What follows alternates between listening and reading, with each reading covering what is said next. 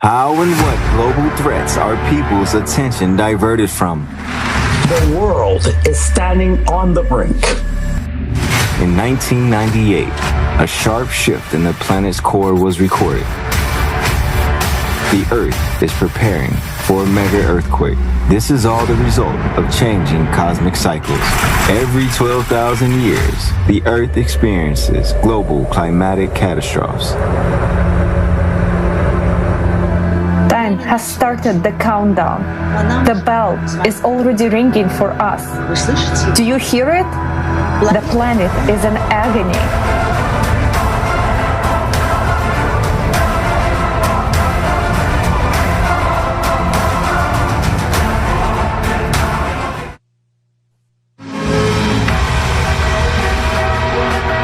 Right now, all together, we can change a lot. We can not only survive, we can gain tremendous opportunities. We can live with dignity. After all, together we can do a lot. While separately, we can do nothing. Life is worth fighting for. Today, there is nothing more important than information on how our humanity can survive and how to save our planet.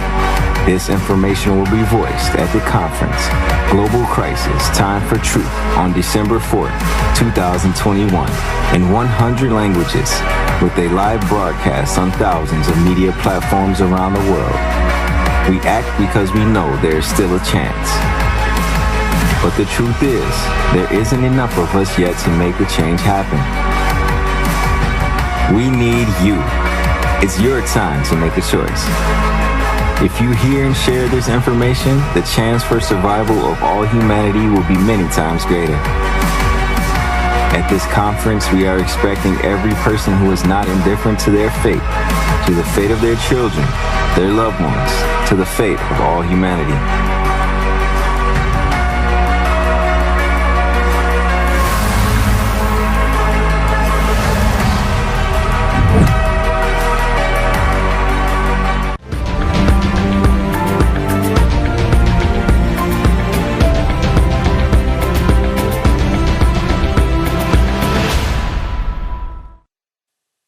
Welcome, friends, to the international discussion. We are about months and a half away from the December 4th conference, and December 4th conference has given such a huge resonance around the globe. And now we are discussing this topic. There are a lot of conversations that are happening about what has been presented in the live conference that took place on December 4th. And again, it was organized by volunteers from over 180 different countries in order to bring the truth to the people, so together we can decide our future and what it looks like. And also, I would like to remind our guests and our friends that are watching us that the next conference will be happening on May 7th, 2022. And it's going to be an international forum where we will come together and continue the discussion about what is happening to the climate, to environment, and what is happening to us people as we continue to grow and evolve into a bigger and better civilization we know we can be. So today we have an international discussion, and we are in North America, so we got Canada and United States, and I will introduce our guests. We have Luke McMichael. He's a computer engineer from Ontario, Canada. So welcome, Luke. We also have Natalia Kunetchy. She's a logistic operator from Audrey, Canada. We got Wilkins Etienne. He's IT specialist from the Florida, USA. My name is Olga. I am from Michigan, USA. And my co-host is Tali. He's in California, USA. Thank you so much, Olga. It's really a great pleasure to be here with you. And it's a great honor to be participant of the Creative Society movement and to participate in preparation of the conference that we had on December 4th and the forum that we're about to hold in May 7th. And what I can say as a participant, that even though I'm a volunteer and I dedicate my time, none of us knew exactly how great the impact and how great the result is going to be, because we can only reach out to that many people, but you don't see the global scale. It was the first time in the history when people, volunteers themselves, made this comprehensive review of the global situation in ecology, in our tragic situation that we have with refugees, and the most comprehensive possible picture of the climate change, because so many scientists and specialists from different areas of research were gathered at one platform. And when we see scientists from different fields of research getting together, showing the research, we can see this comprehensive picture, how much interconnected these things are, how much interconnected things that are going inside of the core of our planet, and what's going on outside, what's going on with volcanoes, with wildfires, how all these things are interconnected. And this was really historical. This was for the first time in the world where, in our current history, something like this was made by people themselves, with no corporate interest, with no governments, with no authorities involved. It was pure desire of the people to voice the truth, to find the truth, and to speak about the solutions. The most important thing, that we know the way out. We have to unite as a civilization and unite our scientific potential to really solve the problems, to research it, and to find out things that might be not profitable, might be not so profitable as talking about a certain topics that are popular right now, but that can save human lives. And that's the most important thing. So my first question I would like to address to Natalia. Natalia, in your opinion, how much historical this event was, and what was the impact on our history, and your personal impression about the conference? Well, thank you so much. Well, first of all, I would like to say that it was really global for me. Like, the scale was amazing. I was just literally shocked about the information I heard, because I read a lot too, and I watch a lot, different kind of documentaries, but I never expected that the extent of the problems we are facing are so huge. So my feelings about the conference are really, let's say, mixed feelings, because on one side, I've seen a lot of new information. I've seen the plain truth, which was shared by eyewitnesses, by people who actually went through that, and by people who are dealing with that, like, for example, human trafficking, right? With refugees, with even with the climate, people who are actually involved in that process, not just people on the screen translating or transmitting this information, people who are actually living that life. So for me, the scale was just amazing, let's say, and the courage of the people to say what they feel, what they experience, what they actually see the solution in, also was like something really brave. Like, it's not something you can see every day on the TV or anywhere else. It's something which came from the bottom of people's heart, and it came out of the pain, it came out of the knowledge. So it was like really, a people's deal. It was a people's gathering, a people's, let's say, I don't know, it was amazing for me. I have no words, really. Thank you. Yes, it was such a historic moment, and I know that our history will never be the same, because we are now finally having those growing up conversations between each other. And I wanted to ask Luke if he could share his impressions about the conference and what he felt during watching it, and any other impressions. Yes, thank you. So I'm still relatively new with the Creative Society. It's only been a few months. It was the December 4th conference that kind of brought me in. And I've always been a huge supporter of, the climate crisis, and trying to figure out how we can deal with it. And what I always think about is, when we see something like this, how does it impact our lives? What can we change personally to make the world better? So I'd like to focus on, we know pollution is bad. No matter how much or little it might be affecting climate change, whether it's coming from the core of the earth or from our greenhouse gas emissions, we know that, or even just general volcanic ash. We know all these things have a factor. So some of these things, we talk about the core of the earth causing all these climate changes. And in some cases, people will take that as a reason to not worry about it. We can't change that. We can't change the core of the earth by polluting less or by having less greenhouse gases, for example. And I don't want anyone to take that as a cop-out saying that we have to stop polluting less. We do need to stop polluting less. And we need to just do all these things in tandem and together. We need to understand everything together and not say that it's one problem and not another problem. We might just understand that there's multiple problems at work here.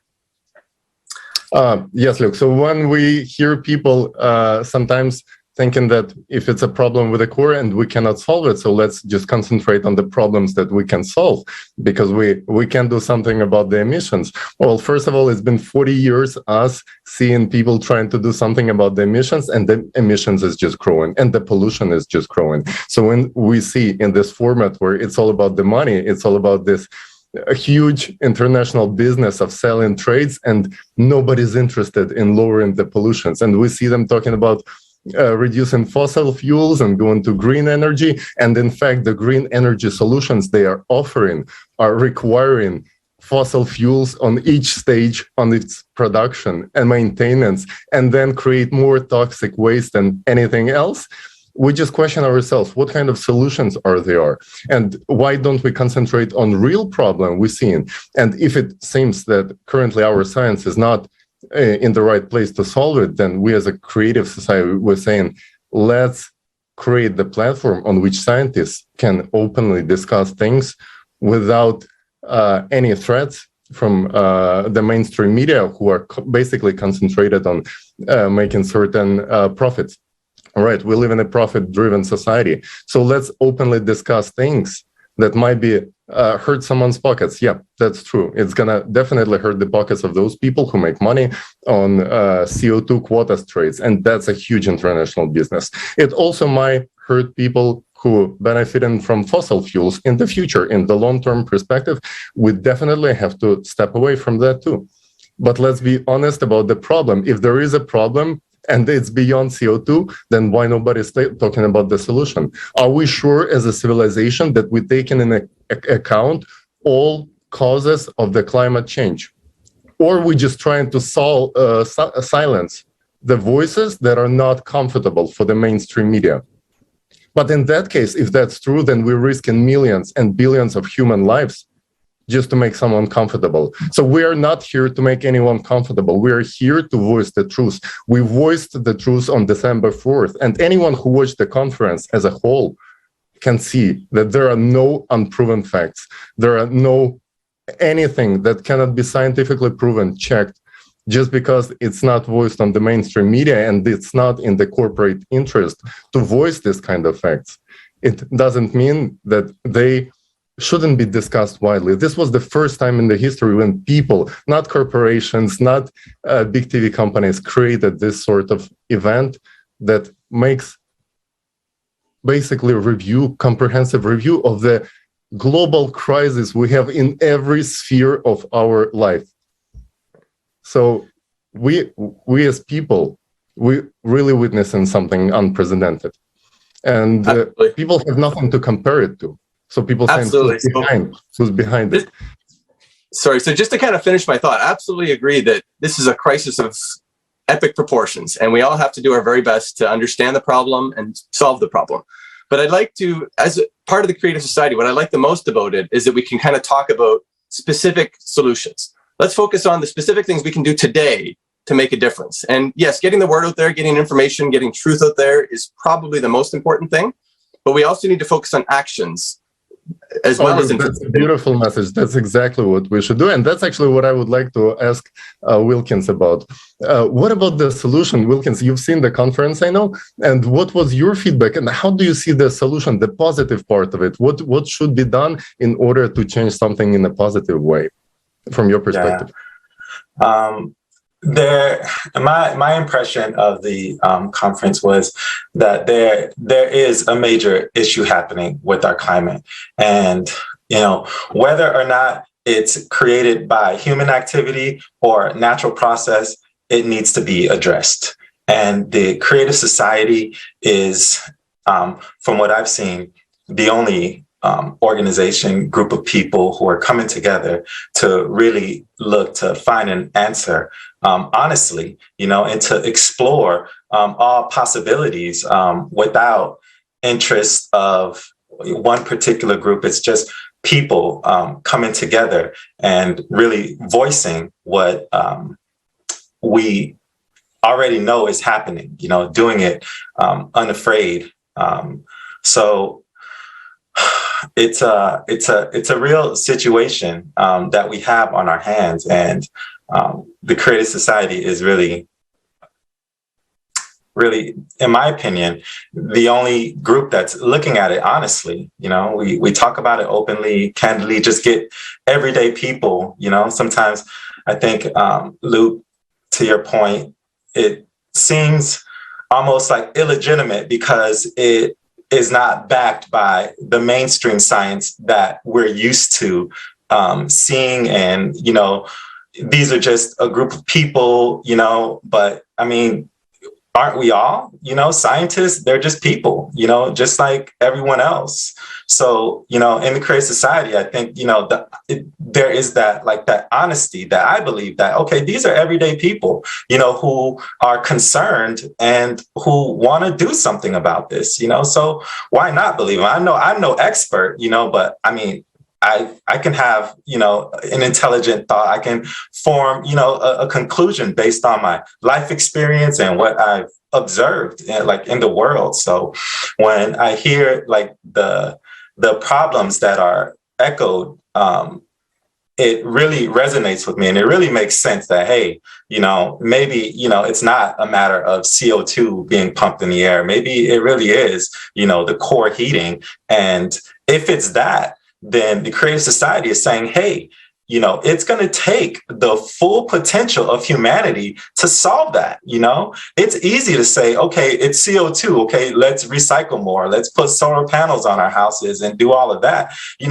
Approaching the idea of how do we stop the Earth's core from heating is huge. That just blows my mind right there, but it's going to take the full potential of humanity to solve this big problem on our hands. And Creative Society is the only folks who are talking about it. So I'm 100% with it. So just to throw in a comment there. So the scale is so huge. It's very easy to get, it's very easy to get to the point where you feel like nothing you do matters. So you get depressed and you don't do anything. And that we've been in the cycle for decades now. We know there's world problems going on, human trafficking, pollution, ocean plastic, and all these other huge world issues. They just seem so insurmountable that it's so easy for us to just tune out. And we just focus on the latest, media or the latest pop culture rather than trying to solve problems. So I think one of the biggest things we need to focus on is how do we give people hope? How do we give people something to focus on that they can actually make a difference in, some small way and feel like they're being part of the greater good to solve these problems? Well, basically, what? I think that people need to grow up. We all need to do that. Hope is when you understand that you are responsible for the life, your children's life, life around of people around you. And basically, yes, it said maybe too much said saying saving the world. Yeah, I know. Yeah, it's not it. But when you care about your life, you'll care about lives of people around too. So giving hope, let's start with each other. First of all, to understand the extent that we are as society gravely ill, and we are trying to solve symptoms of our illness by, planting trees or talking about anthropogenic CO2. I want to underline this because we have read a lot of comments saying that you guys are against CO2, against the fact that we need to protect ourselves against it and about pollution and stuff. No, that's wrong. We are not. And we are not saying that, as I understood from the conference, it's not about the fact that CO2 is not a factor. It is, but not the anthropogenic one. The anthropogenic is so minimal because the ocean, as we found out from the conference, is the main producer of the CO2, and it happens because of the heating of the bottom, right? That's what we found from the conference, with many, many facts proven there, right? Evaporation. The water in the atmosphere is responsible for 80% of the evaporation effect of the heating.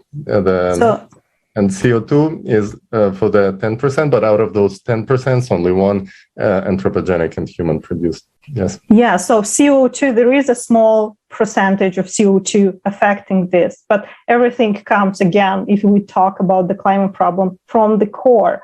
And core is affected by the universe, the cyclicity coming from the universe, right? Those are processes, like huge processes we still need to study. We still need the potential of our scientists to get involved in that and not be involved only in the anthropogenic factor of CO2. You're right. The pollution is there, but that's environment. Environment has nothing to do, or has little to do, with the climate itself. The climate, it's a complex process. That's how I understand this. But getting back to the giving hope to people and to the fact that our society is gravely ill, like really, we have created a format, we have permitted a format of society, the consumer format, to take over. And that's our main problem. I think we need to think in like major terms, that we need to change the society itself, the way we work together, because we don't really work together nowadays. We have, as Foster Gamble said in the conference, we have given our, rights and powers to people, have delegated it to them to decide for us, and we forgot that we have the responsibility. But we do have the responsibility. We can't expect a bunch of people to solve the problems of the whole humanity. That's what it is important, to grow up as personality, to grow up in your responsibility for your life, for the planet you live on, it's really time to get out there in the universe, even to explore universe, of course. Yeah, I know we need to solve the problems here on Earth first. And Luke is right. We need to focus on what we need to do right now. But in order to be able to do something, we need to unite as people on a common idea. It's not necessary to be, of the same religion or the same culture, to speak the same language and have same I don't know, but we need to have same values. And if we can focus on the values, common idea we want to achieve, then we can solve everything. The potential of people is huge, is tremendous, guys. I have seen it in this conference. I have seen it like when people really want to achieve something, and the best way to achieve it is to do it, of course, with no violence and nothing like that. Of course, we are not talking about revolutions or any kind of formats we have known before, any kind of, political or any kind of structures. We are talking about a totally new and different way of thinking and cooperation in society. Thank you, Natalia. Thank you so much. What I feel from the conference as well, that some people's reaction was kind of defensive after the conference, because people consider themselves as good people because they do certain things.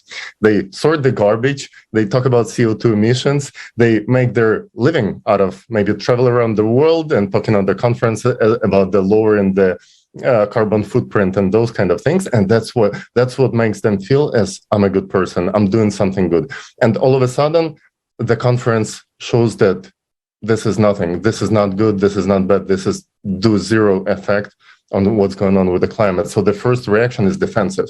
It's like, oh my gosh, they're trying to tell me that I'm not a good person, that I'm not doing good enough.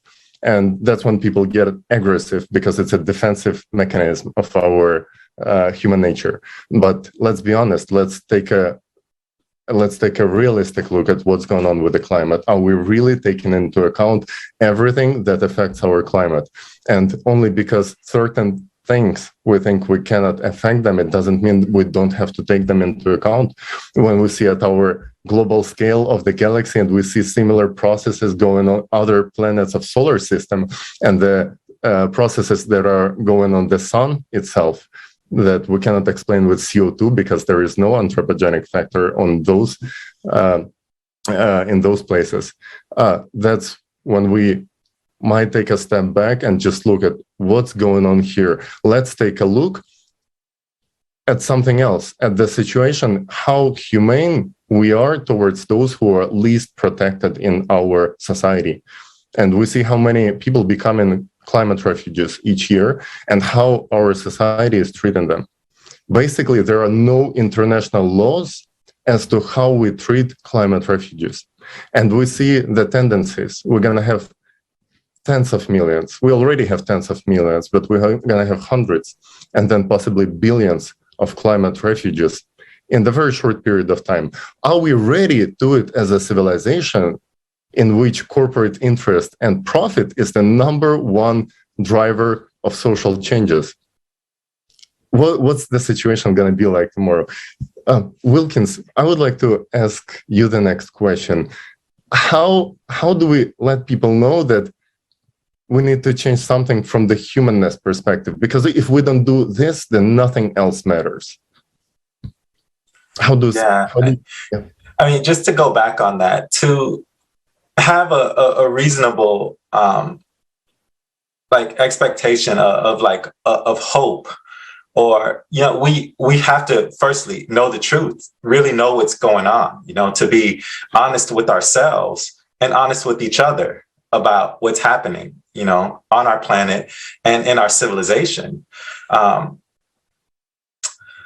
We really have to we have to start really speaking honestly, and it's going to take that to to bring us together, to really make that happen. And I think doing this right now, us just speaking, openly with each other about what solutions we can bring.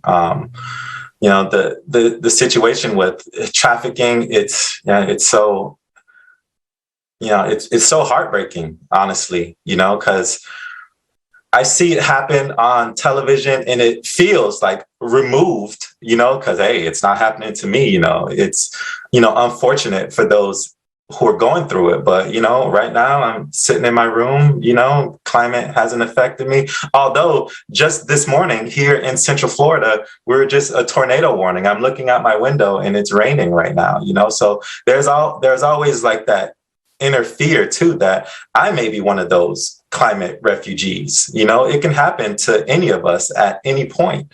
So I think, we have to grow up, to echo what has already been said, to really take responsibility on treating each other humanely.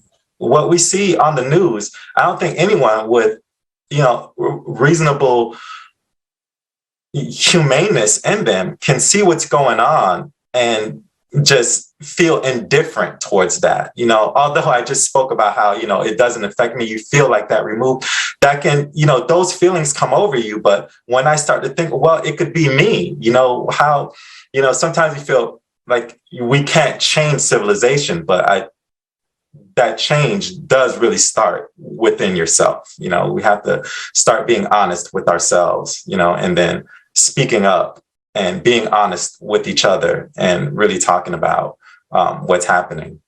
Yeah, Wilkinson, you know what? I am sure people from Kentucky thought that it's never going to be them, especially in December when there is no, such weather should be happening. So, and when we interview them and they tell us everything is gone, I don't know what to do, there is no point to anything anymore. And you realize that right now they are a headline in the news and everyone is paying attention to them and everybody cares. But the second you turn off the TV, no one cares anymore. Yeah. No one is there to help. No one is there. I don't even know what happens to them. Like, I want to know what is happening to people that just lost everything. Because that could be me. I want to know what programs are in place to get me up and going. Or am I only dependent what's in my bank account, but now I don't even have a debit card to access my money? Like, what is this setup in the country that everyone is looking after in the United States? Do we have something in place that treats human being as number one priority? Or we are just all disposable? So we have to know for ourselves, what do we want? Do we want to live like human beings with capital H? Do we want to thrive? Do we want to know that we have technologies that can help us put counteraction technologies towards climate? Like, what do we do? Like, what is on us to do? So this is the question we have to ask. And I guess everyone is affected. You're affected whether you just know that someone has been human trafficked in your city, or you're affected when you know that the house burned down next door. You're still affected because it is in the informational field. It is in your lifetime. We cannot start solving things in a consumer society because it's always going to come back. No matter how much money you put in it, no matter how much good deeds, anything, the problems are always coming back because it was built on the profit-driven, give me the money model. What we are talking about is when we move into the creative society as official, format of our society around the globe, then things are possible at that point. I know with the Creative Society, first things first, we have to get the information out there. It's our minds immediately want to jump to the solution, but I think it's very practical to, say first things first. Our first objective is to get the information out there, but then when I allow my mind to wonder and think about all of the the prospects of civilization, like within the format of the Creative Society, I just get so excited. I'm a huge fan of technology. I've worked in tech my entire life. I am excited in the conference. It was talked about the artificial intelligence, Jackie. That is very interesting to me. Although Jackie didn't get to speak at the conference for good reason, they made a very good reason why, just, the whole consciousness thing, understandable. But to me, in the format of the Creative Society, to, let's say, learn a skill instantaneously, right? Have we seen the movie Matrix? Like, that's exciting to me. If I just say, hey, I need to learn how to fly a helicopter, now I'm a helicopter pilot, like those types of things are possible. I think I've heard it said before that everything that happens in Hollywood, all the science fiction that is like conveyed in the movies, those are real possible things. Those are things that have already been achieved, in one way or another, somewhere in the universe. So why can't we have it here right now? I want to be able to teleport to California and have lunch with you, Telly, or go into Michigan and, and be back here in Florida for dinner. I think those types of things will be possible in the future, traveling to other planets, beam me up, Scotty. I love that stuff, so it's exciting for me to think about all the prospects that'll be available to us. And I know it'll happen very quickly once we are in the format, because these technologies aren't developed today because, it won't make anyone money, to, let's say, have free energy. then all the coal companies have to shut down. They said all this stuff in the conference, and it makes absolute sense. What are those investors going to do now? So that's why we really have to just change the format of how we're living now so that these technologies can emerge. And I feel it'll all happen very quickly, just like they say. In our lifetime, we'll be traveling the stars, we'll be doing all of these things that, right now just seem like a dream. Yeah, Wilkin, for real. A couple of decades ago, we were thinking the official science was telling us that our planet is so unique in the universe and nothing like this is possible anywhere else. And now today, all of a sudden, NASA is opening almost every day another exoplanet exactly like ours. So our horizons are just becoming wider, but we are still looking here about how to make money, right? And in current format of living, it's not possible to solve problems because people who are fighting the problems are not interested in solving the problems, because when they solve the problem, they lose the source of income and stay in the streets, losing their job, basically. So we live in a society where people are financially interested in fighting endless problems without solving them ever, because that means losing source of income. It doesn't make sense when you look at it wider. But somehow we raised in the society that made us believe this is normal, which is complete nonsense. We have to take a broader look at what is the goal of our society. Like, let's take personal life, right? Like, my life has to have a goal. Otherwise, what's the point? We all go to study, we all go to get jobs, we all go to do exciting things in our lives. But where are we going as a civilization? And this is an uncomfortable question because we don't have a goal as a civilization. We don't even bring this topic up. Why don't we make our goal to actually build a society in which everyone is provided with the basic necessities and where basic needs are covered? Wouldn't that be inspiring goal? And then we can use our technologies in a different way. Then now all of a sudden, our goal is not to make more money or raise our GDP, but provide the human level of life for everyone on our planet. Isn't that exciting goal? Natalia, what do you think about the purpose? Can human civilization survive without having a purpose? Well, definitely not without having a purpose. We have seen that in history, just because, we have always thought of ourselves like people from different countries. I belong to this country. I belong to this group of people. And we always are divided by something.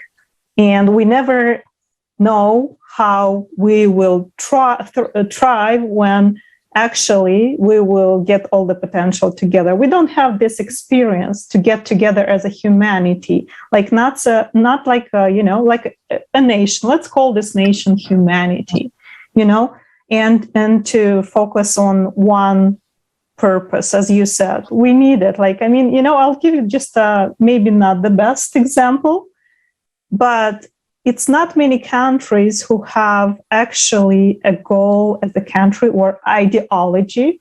It's not a good example, again, I repeat, but China, for example, is a country which is evolving just because they have an idea at the level of country. So if we'll have an idea or a purpose at the level of humanity, a good one, I'm not judging China again. I'm not saying anything because politics is not my.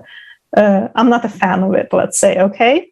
So, but I'm saying that an idea of getting a common goal can unite people, and if people will feel united, nothing can stop them.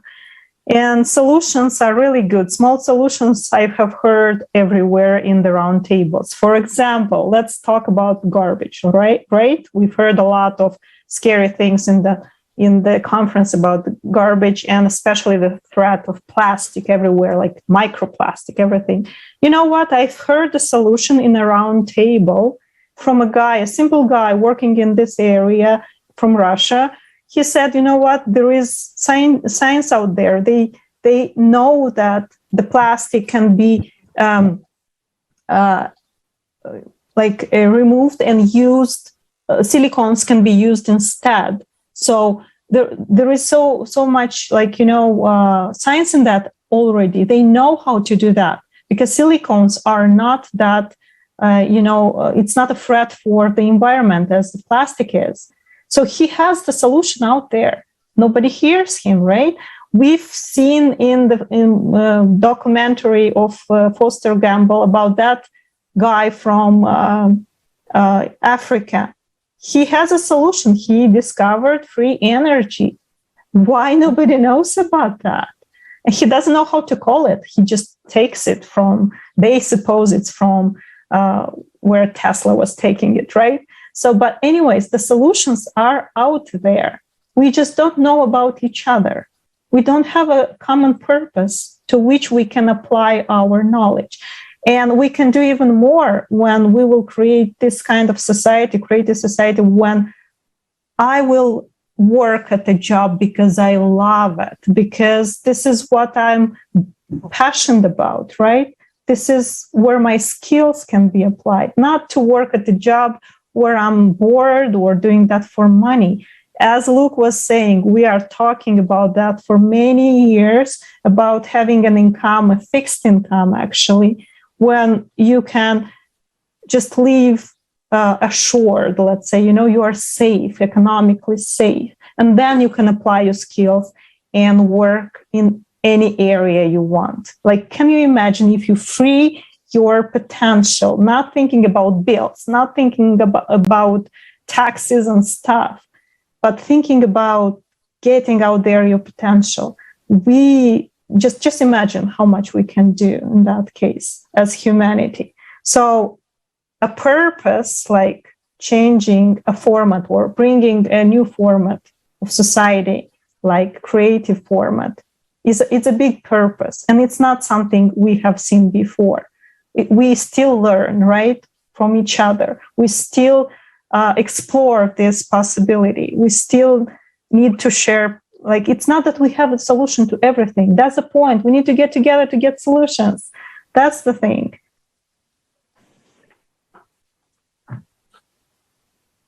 Thank you so much. And yeah, it just makes sense, like once we all come together, then the solutions will come. But also from my personal experience and interviewing many specialists in different areas, from scientific to financial, and I am not a scientist. I am not in finance.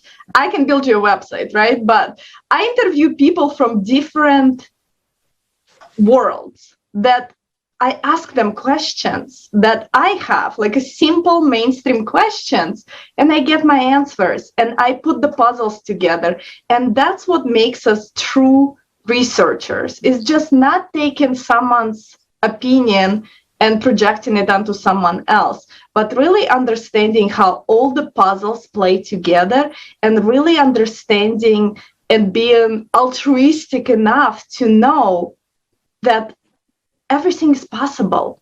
We just have to put our heads to it, right? Or our attention, our time into it. Everything is possible. And I have seen people that, like, I know Luke was saying, give me the solutions, give me the solutions.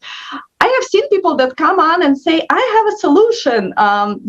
This is how we're going to run the economy. And I want you to promote my book. Now go. And it's like, okay, well, you have a solution, and obviously big ego, and you want your solution to be it. But how do we help you see the bigger picture and put you in touch with maybe thousands of other people just like you that have a solution?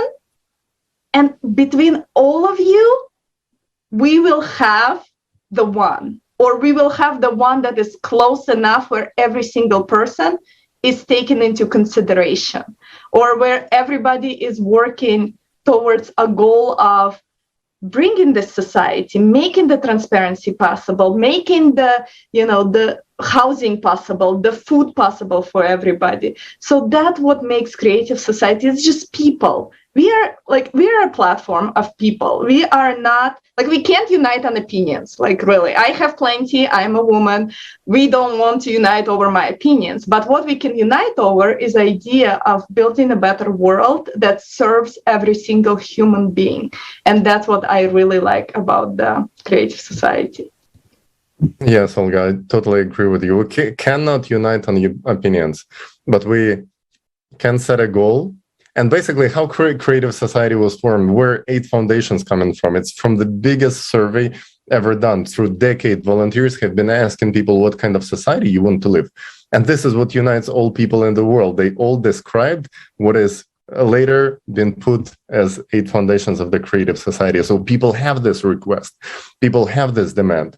Now, what Creative Society has been doing is getting specialists together in one table from certain field, and then organize this sort of a game when from the playful perspective, specialists are talking on understandable language, first of all, for others to understand them, and coming up with a solution outside of the box, just thinking outside of the box and just throwing back and forth ideas.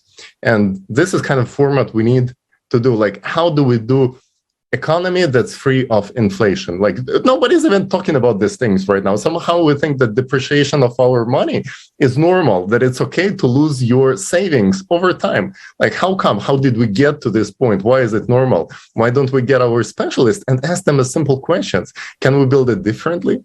Nobody's doing it in today's format because it's not profitable. But Creative Society is given a platform. Like, we can talk about it. We can try to come up with the solutions. And why don't we actually do it? Because we see that what we're currently doing as a society is clearly not working. So shouldn't we try something else? Maybe some last couple of sentences from each one of you as an address to our viewers. And maybe we would like to start with you, Luke. Sure.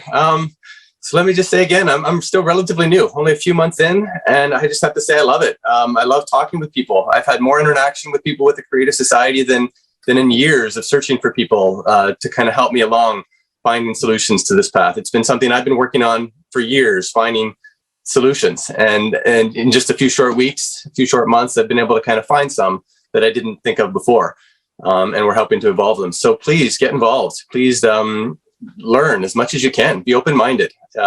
Never take anything as 100%. Everything's kind of black. Not everything's black and white. Everything's a little gray. So, but let's learn together and get a little more truth and a little more happiness and a little more hope into our lives each day. Thanks so much for having me today.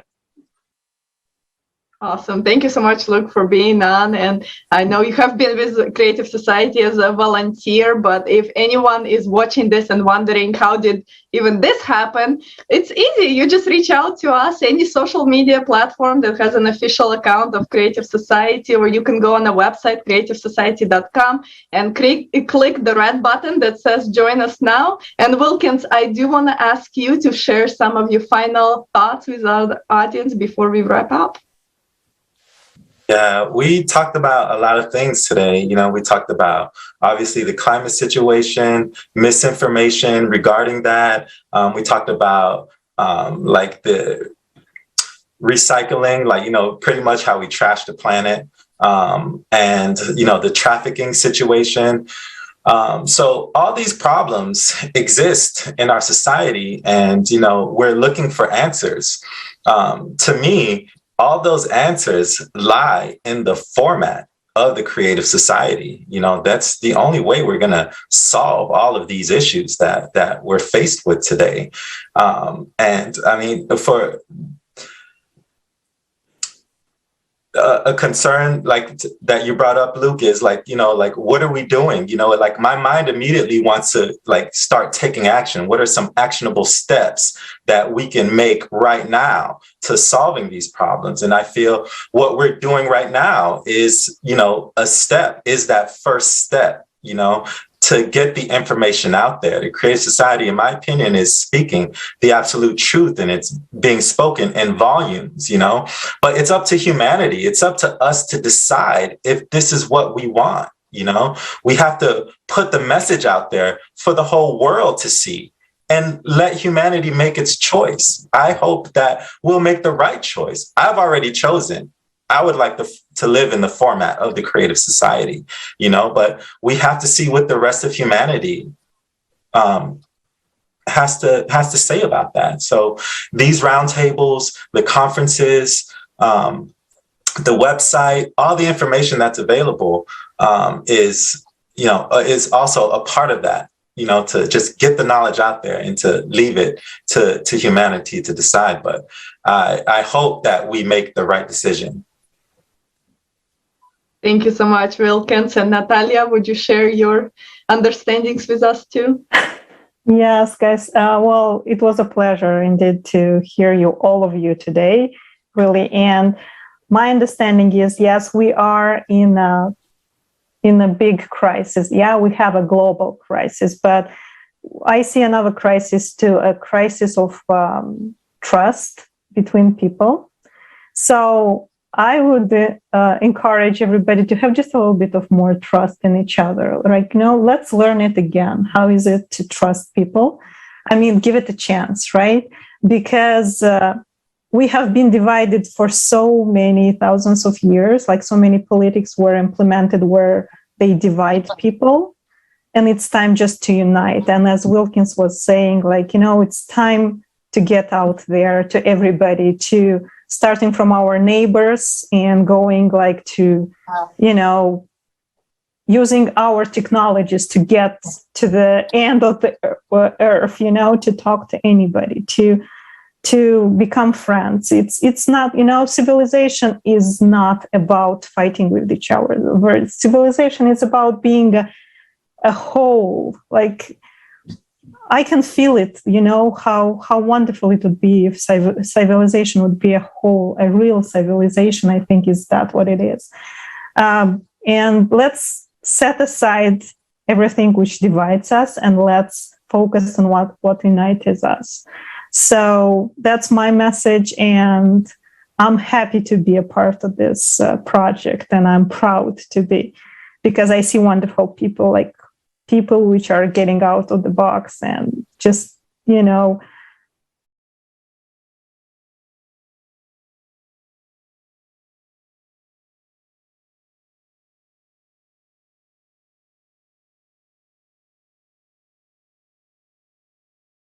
as a humanity. So thank you so much for being here, for having me. Thank you so much, Natalia. Yeah. Yes. And thank you so much to everybody that has been here. And for me, I know you said action, and that resonates a lot. And right now we are in the informational stage. As we all know, we discussed that today. And the hardest and the most easiest action you can take is really spreading this information. I know it sounds like, okay, how can it be hard and easy? But at the same time, it is the easiest step. We share information all the time. But now, can you share the information that is life-saving for all of us? Can you take personal responsibility, do your own research, understand for yourself the importance of what creative society brings to all of us? And can you find those superhero potentials in you and say, I want to share this message to the world. This is how I'm going to do it. I'm going to do it on Facebook. I'm going to put together a video from Twitter, whatever you can do to share this message, or you can come and talk to us like that. So whatever you can do is on you. No one is going to make you do anything. No one is going to tell you what to do. This is the part of growing up and really growing into the creative society format. Thank you so much, everybody. Thank you so much, everyone, for being here with us. It's been a great pleasure and an honor, definitely. And we would like to wrap up today's international discussion with a video. Thank you so much, everyone, for being with us.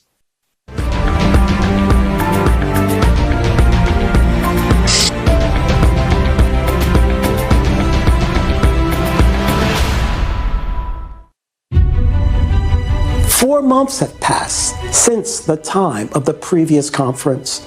And over this relatively short period, we have seen how much the progression of climate change and environmental degradation has accelerated. It's important not to remain silent because this survival of all humanity is at stake. It is time for the truth. We are now in a world where every single day, somewhere in the world, a climate extreme event is going to take place that will break the world record of that particular place. The European floods this summer or the Western North America heat wave this summer. Both of those extreme events were due to the jet stream reacting in very unusual ways, in ways that climate models did not predict would happen. When I'm out in the field, I always hear people say that I never thought it would happen to me, and they're always surprised. Can you imagine how devastated you would be if you lost everything that you owned? If you watched the people around you, the people that you love, struggle and suffer or even die? We have to understand we're one people on one planet, and it's up to us together to solve these problems. We cannot leave it to our leaders. The leaders have shown that they are not up to the task. The leaders think of themselves as leaders of their own country. They don't care about the rest of the world.